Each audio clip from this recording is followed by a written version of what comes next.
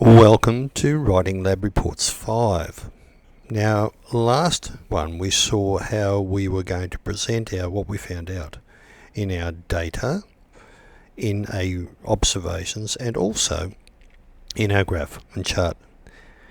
Now we're going to try to look at what it means and what we think it means and try to make some sense of it. In your report you see these things. I've taken these straight out of your report. So there are some questions you could go with. So I'm going to show you and have a look about these things and try to make it a little bit more obvious what to do.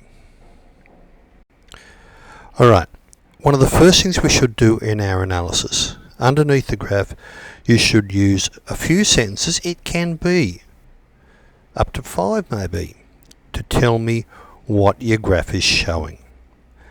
First thing you should tell me, is it a straight line or is it a curve? Right? So you're looking at whether the trend line, does it change? We're talking the trend line here.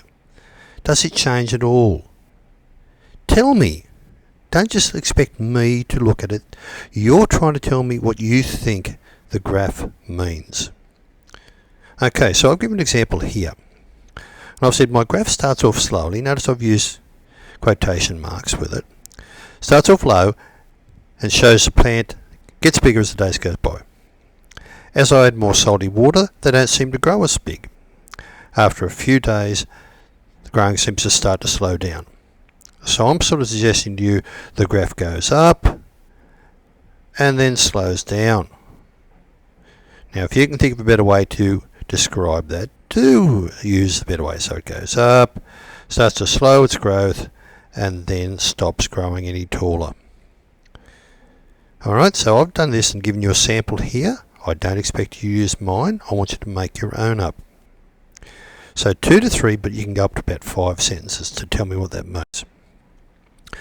Now you've told me what it looks like. Can you think what it means? And what we're trying to do is we look at our research question asks us how does, in my case was how does salty water affect the growth of mung bean plants? So I'm sort of looking at that, sort of trying to relate everything back to that, what I've seen and now what I've found out, trying to think about what that means in terms of my mung beans. Now, so I should be talking about my independent variable in my case was salty water, and my dependent variable was the height of the mung beans. Are they related to each other? So I've said to you that I've made this up, keep in mind, so it's not correct. My trend line tells me that my variables are related. As I add more salt water, I see that the mung bean is actually shorter. It actually gets shorter, or it actually stops growing as fast. That probably would have been a better one. So by increasing the saltiness or salinity of the water, I slow the growth of the mung beans. Can you see how I've talked about my variables being related? I could even have one more sentence in there that says that my mung bean height or its growth, and talk about it and talk about the salinity or the saltiness as I increase the saltiness. So see how I've tried to put both of those things in there together to make sure I've told the reader something about what I think has happened. Now, then I should go on and talk about accuracy. Now I think this was there, and there were other questions about could I reproduce it again. So in other words, do you think I could do it over and over again and still get the same sort of results? Or similar results? And you might tell me yes, I think I did because I think my method is okay, or my method is rather clear. I've only changed one variable. Alright, so let's have a look at some other things.